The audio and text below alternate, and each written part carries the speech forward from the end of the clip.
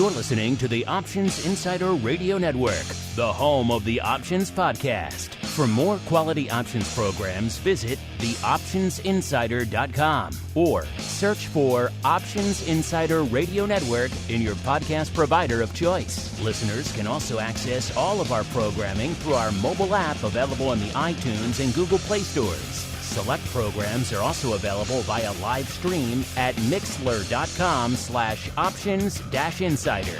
That's mixlr.com/options-insider. Don't forget to follow along with your favorite programs and submit your own questions for the hosts at twitter.com/options, stocktwits.com/options, facebook.com/theoptionsinsider, or via questions at theoptionsinsider.com.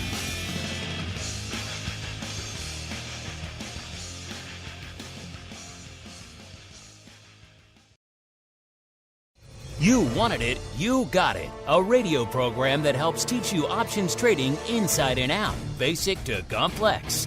This is Options Bootcamp. Whether you want to learn how to protect your portfolio, generate income, or even become a master of volatility, the Options Bootcamp drill instructors will break it all down for you. Now, let's get you into peak options trading shape. Here are your Options Bootcamp drill instructors. All right, everybody. That music means it is Education Wednesday. Once again, time to roll out everyone's favorite educational program. Yes, it is time for Options Bootcamp, what the cool kids call the old OBC. My name, of course, Mark Longo from the THE OptionsInsider.com, as well as from the network upon which all of you folks are just taking all my bandwidth. Go ahead. I'll find more somewhere. There's more to be had, so go ahead. Take it all. I don't care. Remember, if you like what you hear, this show, anything else on the network, throw a rating, a star, a comment. Just like this week, we had good old Tim C. throwing us 5 stars, just saying love it. He's a man of few words. Well, you know what? Right back at you. We love you, Tim C., and everyone else who takes the time to rate and review out there. I mean, we've been doing this for a long time. We have a lot of those, but you know what? The new stuff, the algorithms tend to like it. They tend to favor it. So if you do like what you hear, maybe you've been listening for a while, maybe you're new. Either way, throw a rating, a star, a comment. It does help new people continue to discover the content. Unless you don't like the black-hatted one and you want to go like 1 star. Then, in which case, you know, maybe you can leave the review off. But the rest of you, feel free. Feel free to leave a review. And because I have besmirched him, I guess we can welcome him on now. He is the one, the only, the black-hatted one himself, Mr. Dan Passarelli from Market Taker Mentoring. What the cool kids call Mr. P. Welcome back from the options mecca of Frankfurt. How go things in the land of Things are wonderful here, Mark. Working on lots of really, really great and interesting stuff. And, we'll talk about it as time goes on, as we get closer to releasing some of this cool stuff. Oh, a little bit of a tease over there. A little bit of a tease, what you can find over there in the land of MTM. Of course, you know what you can find. TheOptionsInsider.com/pro is the place to go to get access to the pro. We got our old buddy, the Options Guy, coming up pretty much brand spanking after this show, exclusively for our pro members, to tackle all of your options questions. And that should be a fun one. So get over there, TheOptionsInsider.com/pro. You want to join up now so you can get in on that. You can also get your name in the hat for the February Pro Trading Crate giveaway, live access to this show, every other show that we do, Options Oddities every Friday. Man, just put up special pro exclusive as well. That awesome panel, if I do say so myself, that I did recently with our buddy Henry Schwartz, the Flow Master, JJ, CEO over there at IG Group, the parent of Tasty Trade and all those brokers you know and love over there, and our buddy Greg Magadini from the crypto side, all getting together to talk all things 0 day and a whole bunch else. That was a great one. Unless you were in the room, the only way you could hear it, theoptionsinsider.com/pro is the place to go as we keep going into a little bit of the old basic training. Boot, it's time to get in line. What you're going to do is learn. You're going to learn how options work. Do you hear me? Yes, sir. You're going to learn options trading inside and out, basic to complex. There will be no failures. Do you hear me? Yes, sir. Pull in, prepare to learn. Yes, sir.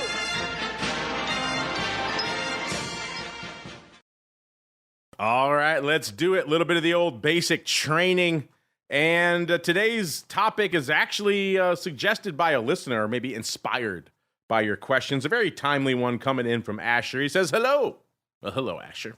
He says, what can be done by an options trader when a stock makes a massive move after the close like Lyft did last night? Can I make any options trades? Yeah, this is an interesting one.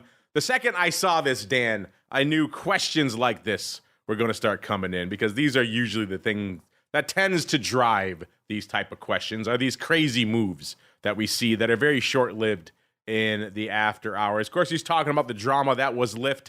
Dan, I'm sure you saw this. So what were your impressions of this madness going on out there in Lyft, sir? Oh, man. Yeah, that was crazy, man. But these are things like this happen time to time, man. So it was a doozy. A doozy indeed. Let's break down, in case you missed it, listeners, or maybe you're listening to this many weeks, months, or years after the fact. We know a lot of you folks discovered the show down the road, so may not be top of mind for you at the moment. But last night we saw Lyft, this is earnings season now, listeners, Lyft shares jumping as much as 66% in the after hours after, of all things, a typo. It was a typo, Dan. That's the first time I've seen a typo. I've seen other things cause these crazy moves. I've never seen a typo in the earnings call before the earnings announcement caused this. So that seems like a pretty crazy typo. But yeah, it was a typo. They effectively 10x'd, I think it was their EBITDA or something along those lines. So the stock yesterday closed at $12.12 a share, listeners. It spiked overnight, almost instantaneously, to $20.04. That was the high it hit before people realized, oh, wait a minute, maybe we screwed up our EBITDA there. So it came pretty close to right back down. So I think it got down about $14 eventually in the after hours. But again, just a mad, insane move. So if you're watching this as an options trader, this can be both intriguing and frustrating. Let's walk through some scenarios now, listeners. Let's say going into this announcement, you felt a little good about Lyft's prospects. You wanted to swing for a little bit of the upside. You came in, let's say the stock was trading right around $12. It closed at $12.12 right before the announcement. Let's say you came in, you bought the at-the-money call. You bought the Feb 12 call. So you got effectively not even a week at this point. This was on Tuesday. So you got less than a week to go on this call. That call, maybe you bought it for about $1. It closed at $1.20 going into the announcement with the stock right around $12.12, or I think $12.13, somewhere in that range. A lot of earnings juice baked into that number there. This option only has about 13 cents of intrinsic value, of actual meat on the bone, right? 12.13. So it closed at $1.20. That means there's $1.07 worth of extra fluff, extra extrinsic value, extra earnings juice, if you will. Now, all of that's got to go the way of the dodo by the end of the week. So you're buying that. You're spending a lot, almost 9% just in the premium of the stock's value. 89% of that options price is nonsense. It's fluff that's going to go away. Could be in a few minutes after the close when that announcement happens. Because remember, we talk about it all the time, that earnings balloon popping. Once the announcement happens, all that vol tends to go away, unless something crazy happens, and as luck would have it, something crazy did happen. But you bought that, let's say you bought that call for around $1, it closed at $1.20. You're hoping for big things to happen because you paid a lot for that call. And we saw it. The stock shot up to $20 in the after hours. So do a little bit of your back of the napkin math, listeners. The calls you bought for around $1, they're now worth at least $8. That's a $12 call that you bought. The stock's now trading $20. Basic math, $8. You know you have at least $8 in your pocket in terms of what you can sell that for. Obviously, you paid $1 for them, so it nets out to $7, but still, pretty good profit at the end of the day. Now, the first thing, Dan, he wants to know, can he sell those calls in the after hour? What was his exact question? He said, can I make any options trades? So what do you have to say for our buddy Asher, anyone else who is maybe riding some calls going into that announcement? What can they do with options in the after hours, sir? Yeah, I can definitely respect that you would like to do something with those calls in the after hours. Unfortunately, you cannot. You can only trade the underlying, the stock, in the after hours. The call itself it's just simply not tradable. And, there's good and bad to that. But, people who are good at trading tend to be good at games. You learn the rules of a game and figure out how to beat it. And that is one of the rules. Now, that being said, even though you can't do anything with the call itself, I mean, it may be potentially possible to do some hedging with the underlying stock. Don't go too much farther yet. We're going to get there in a second. We're burying the lead there. But yes, short answer to your question, who was it there? Asher. Can you do anything with the options? Can you make any options trades in the after hours? The answer is no. And as Dan pointed out, there is no after hours options trading. This is the topic I was hot and bothered on for a long time. I used to go every year to the OIC conference. You can listen to that on our network. All that audio is there, listeners. And I would put this question to just about every head of every exchange group and every brokerage firm saying, hey, we get this question all the time, usually at times like this, usually during earnings season, usually when a stock makes a big move in the after hours and comes right back down. And we have a lot of very frustrated options traders. So for those scenarios, what can we do? Are we ever going to see any after hours options trading? And the pushback on that was always pretty strong. The exchanges didn't want it. The brokers were a little bit more accepting to it. OIC and the OCC, like the actual, plumbing behind the scenes, the Options Clearing Corp would clear all your trades. They were very lukewarm on the idea as well. So I quickly got the sense that not happening anytime soon. I've really just stopped asking that question. Now I haven't asked it in quite a while. And of course, now everyone's obsessed with all things 0 day. That seems to have stolen the thunder of after hours options trading. That said, Mr. Dan, I don't know, have you heard any rumblings on that front? Do you think we'll see after hours options trading anytime soon, sir? I feel like, at least in the circles that I'm running in, that conversation seems to have just died off. I haven't really heard much about it at all. And yeah, I mean, even if somebody brings it up, I mean, it's one of those things where it's been introduced and knocked back down, and introduced and knocked back down. I don't see it happening anytime soon. I wouldn't be surprised if 10 years from now, it's just a normal thing. But that would require, another one of those massively big bull markets that attracts a lot of new traders. And, the exchanges that are corporations now are just trying to figure out more ways to squeeze out more profit. It is kind of a little bit of a careful what you wish for. If you want a sample of 24/7 trading, just go to the crypto market, listeners. It's all the time.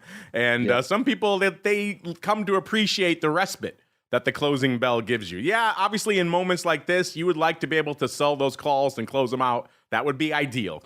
But in these scenarios, unfortunately, you can't. And you're right, Dan, I haven't really heard much about this in quite some time. I think 0 day has taken up all the oxygen in the room. There's none left over for discussions like this. Should we have after hours options trading? But as Dan alluded to, you are not out of options, pun intended, in this scenario. Now, it requires a little bit more savvy and a little bit of capital in your account to do what we're going to talk about here, but you can do something to try to lock in some of those profits. You can't sell the call. You can't close that out. That's off the table. So you're watching this call go from about $1 that you paid for it all the way up to about $8 in our example. You can't close that out. What can you do? You can sell the stock. Now, I'll give you an example. Let's say you buy 10 of these, right? These are roughly 50 delta calls. They're at the money calls. So those are 50 delta. Now, of course, stock shoots up into the after hours. They're now deep in the money, $8 in the money calls with only a few days left to go. These are now 100 delta effectively calls. These are effectively stock that you have in your account now. So if you have effectively long 1,000 shares of deltas in your account, 10 times the 100 multiplier, remember, listeners, that means you can turn around. If you have the capital, you could sell short 1,000 shares of Lyft in this case against it at around $20. Now, there's a lot of caveats in there. You're going to have to find the liquidity for 1,000 shares at $20 in the after. Just because it printed there doesn't mean you can get 1,000 shares off at 20.04, whatever the high was. You probably can get maybe 100 or 200. Also, it depends on your broker and how savvy they are from a margin perspective. A good broker should see deep, long calls in your account and see selling stock in that same underlying as offsetting trades from a risk perspective. So they shouldn't margin you too onerously. But you never know with your broker and how savvy they are. They could be very prohibitive and say, oh, this is a naked short stock sale you're initiating, and they're going to margin you appropriately, which we've all seen with post GameStop and everything else. The short stock margin is onerous. So be prepared for that. It's not a free lunch potentially.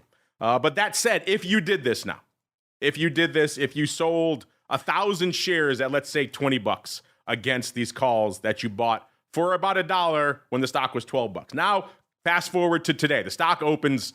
You've given back most of that upside in the stock, but you still have some. The calls actually opened at $3 this morning. So you weren't completely out of luck. You could have sold them for about $3. You still had a decent profit. If you did a 10 lot, you bought them for $1, sold them for $3. That's $2,000 in your pocket. That's not bad. In fact, they were trading right about $4 right before the show started. So again, you could sell them now for $4,000 and pocket $3,000. Not bad.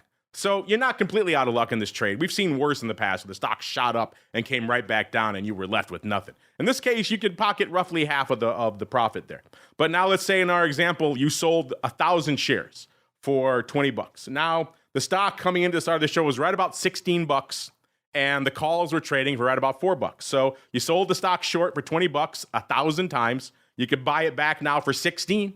$4 you just made on the stock, aka $4,000 in your pocket. Not bad. And you can also turn around and sell those calls for $4 in the market right now as well. So again, that's another $4,000. 4 times 100 times 10. Then remember, you spent $1,000 for them, so your net profit is $4,000 plus $4,000 minus $1,000. So you net made $7,000 on that trade, which again, quick back of the napkin math is exactly what you would have made if you sold those calls out for $8 in the after hours. So there are options for you, pun intended. Who was this? This was Asher. But again, it requires a little bit more savvy, a little bit of knowledge of underlying and deltas, and a pretty knowledgeable broker to go along with it. Dan, what are your thoughts on the scenario, the example I just laid down, and whether, your broker is going to be going along with that or not? Yeah, I mean that's the thing is your broker going to go along with it? And it might be tough to get decent clarity on that because you're going to hit the help desk and you could be asking some dude who started 2 months ago and he'd be like, oh yeah, sure. I'm sure it's fine. And then, you get yourself into this position and all of a sudden compliance is like, wait a minute, this guy can't do this, especially with the stock up so much. We're just going to buy back your shorts or maybe even at a loss to you or something. So I think that part of it is the trickiest part because it's a rare scenario, but compliance at brokerage firms can do whatever they want. They can tell you this position needs to be closed right now. If you don't close it in the next 5 minutes, we're going to close it with complete disregard of the price. And that's really the tricky part. But if you look at it, stocks that are easy to borrow, there's less risk of shorts getting bought back. But when you see a massive move like this, compliance people tend to freak out. Their eyes bulge out of their head. And, they just start doing things that in their minds, not being traders, being compliance people, they think are conservative. And sometimes they're not really great ideas for the brokerage firm either. But I kind of digressing a little bit, though. Yeah, that to me is the biggest wild card of doing this is what the broker is going to let you do for a couple of reasons. First off, this show is for basic entry-level options traders. So a lot of them have small accounts. They probably trade their max value all the time, right? So maybe they spend all their money on these calls, in which case they don't have any capital left to turn around and sell short to stock. So they're not going to be able to do that realistically. Also, as you mentioned, this is now after hours. Things are crazy.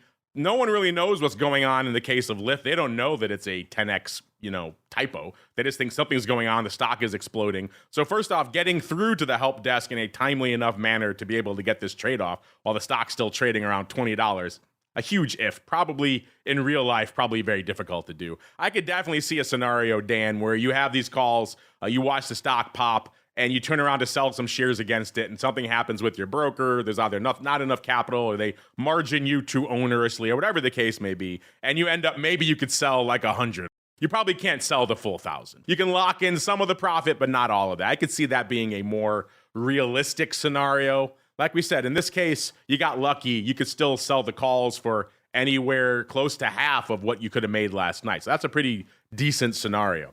But most times that's not the case. And so if you are listening to this, you see this happening down the road, you have some capital, you have a decent broker who lets you do this, you can sell the underlying against those calls and lock in that profit.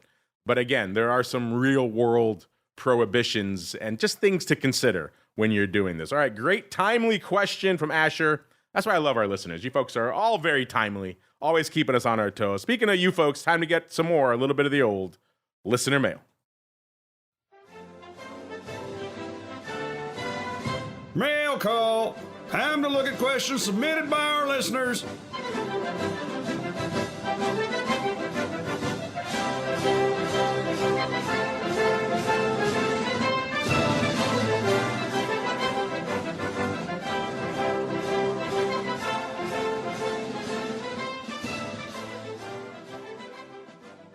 Wow, Dan spent almost a whole episode just on that, but it's a fascinating topic, one that we could certainly spend more. I'm sure we're going to get more questions about this, Dan. So I don't think it's the last time you and I are going to be talking about after hours moves and what you can do with options as a result. But Dan, folks are waiting now with bated breath. They've been waiting all week for the next episode of the hot new series, The Market Taker.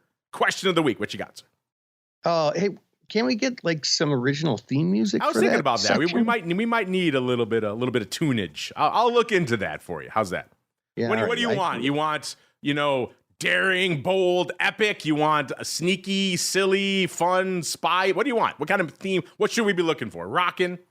I think a lot of like hot guitar licks. Hot guitar licks. All right. That would be pretty cool. All right, we'll see what we can do.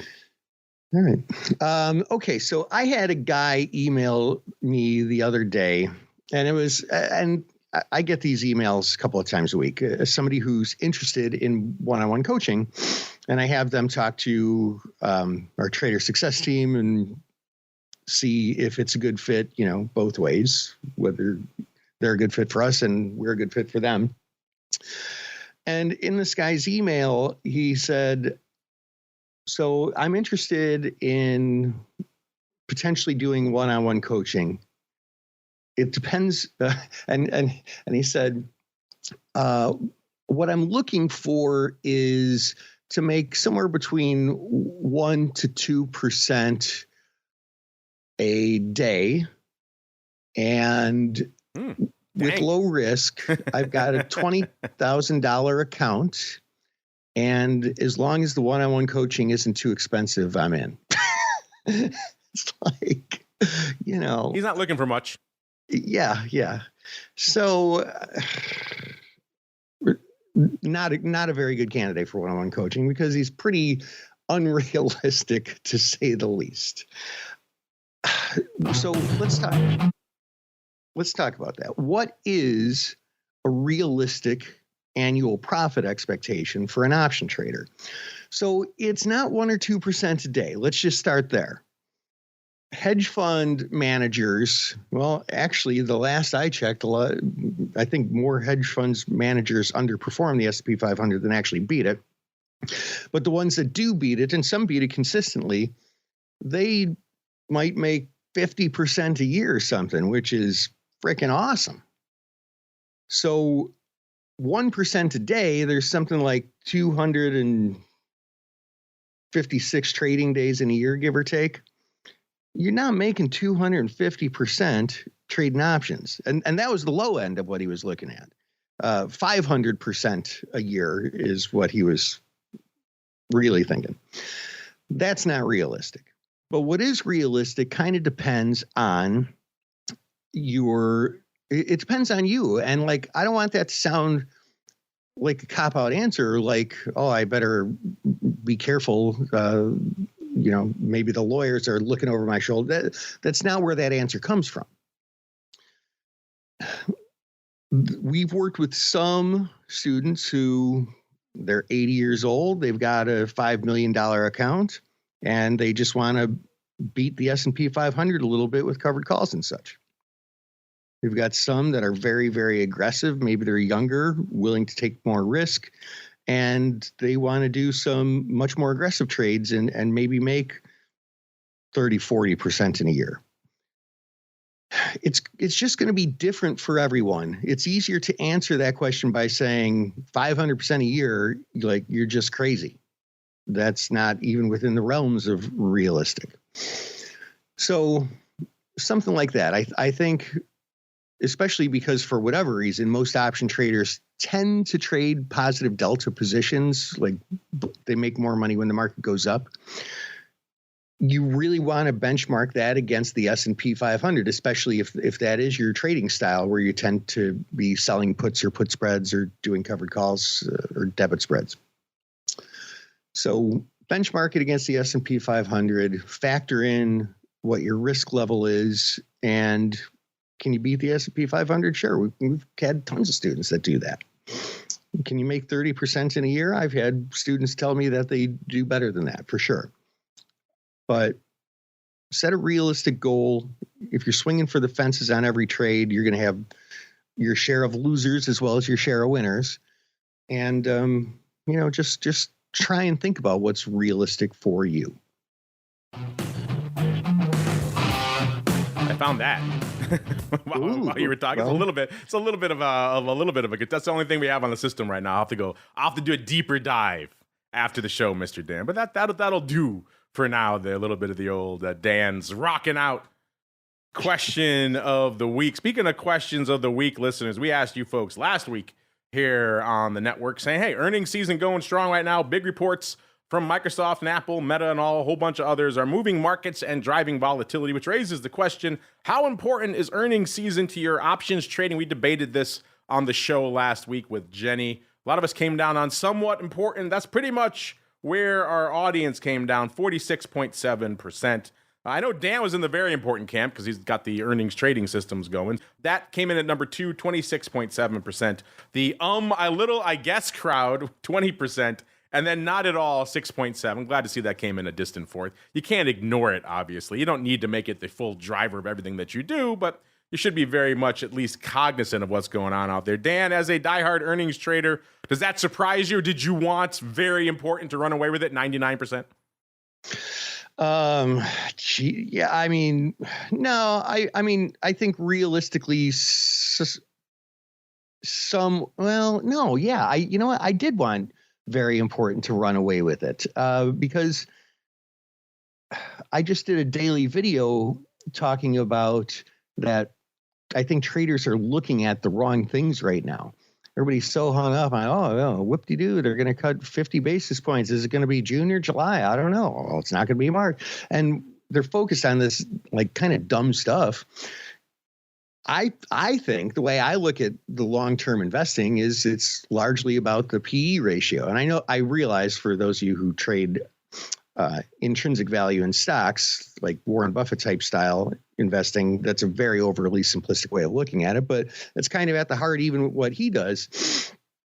And so if it's about the PE ratio, it's about where the price of the stock is versus what the earnings are. And if the PE ratio is low, then it's a good time to buy stocks. If PE ratio is high, it's a good time to sell stocks. And the all this interest rate baloney that has like just kept the market riveted for months and months and years now has become less important the way I see it. I mean, if the market can crank out better earnings, and they did, earnings are up from last quarter, from last year, like they usually are. Earnings keep growing. Then, I mean, the market doesn't necessarily need an interest rate cut to help companies because they're already growing.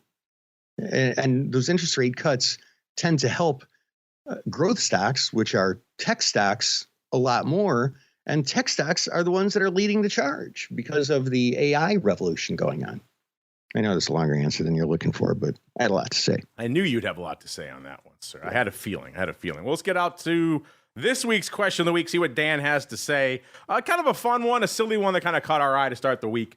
We noticed even yesterday coming into our Option Block show that both Tesla and Apple were trading at exactly the same value, $188. So, of course, you know we're going to ask, gun to your head, which one would you rather buy right now? And then just for added fun, we can never just do two, listeners. Got to have fun. So we threw in a couple others. We said, so you can choose Apple, you could choose Tesla, or you could say, I'm going to stick with crypto, which is a hot one right now. Or for a lot of our hardcore vol traders, I'm going to stick with VIX/vol. Mr. Dan, what is your vote? You want to go Apple, Tesla, crypto, or vol? And then B, more importantly, where do you think our audience is going? I'm going to say vol. I'm going to say vol. I think that a lot of our audience might be going with volatility as well, but Tesla traders, I mean, there's just a cult of them out there, just like there was in Apple 10 years ago. So that one might actually take the lead above and beyond vol.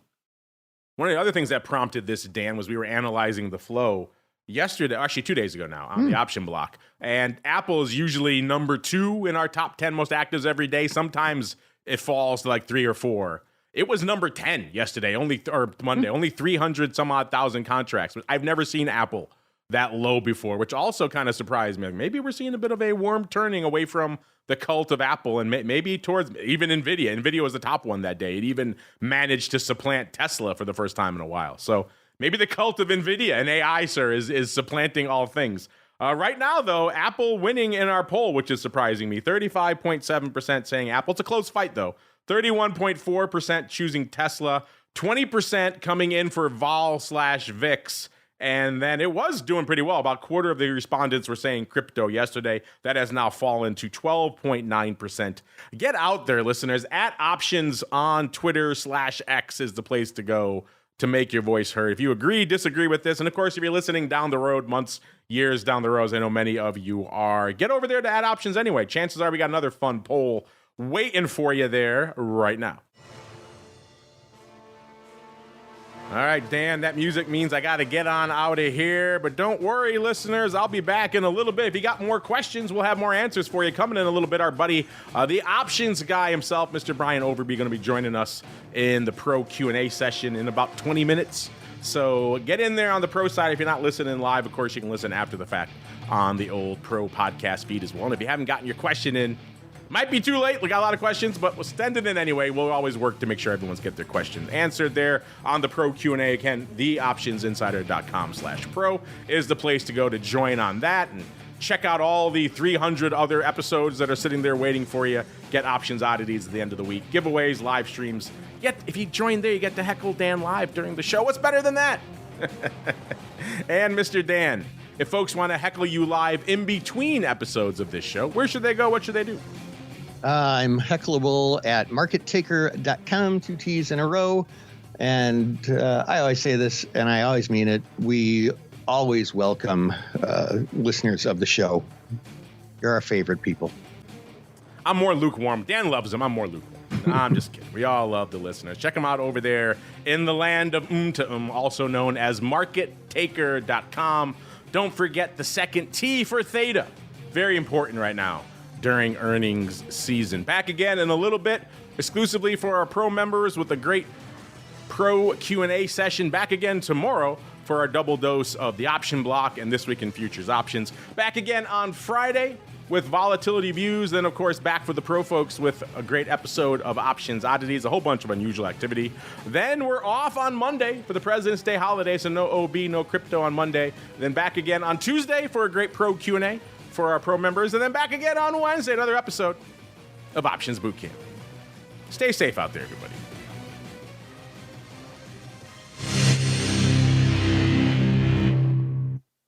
You're listening to the Options Insider Radio Network, the home of the Options Podcast. For more quality options programs, visit theoptionsinsider.com or search for Options Insider Radio Network in your podcast provider of choice. Listeners can also access all of our programming through our mobile app available in the iTunes and Google Play stores. Select programs are also available via live stream at mixlr.com/options-insider. That's mixlr.com/options-insider. Don't forget to follow along with your favorite programs and submit your own questions for the hosts at twitter.com/options, stocktwits.com/options, facebook.com/theoptionsinsider, or via questions@theoptionsinsider.com.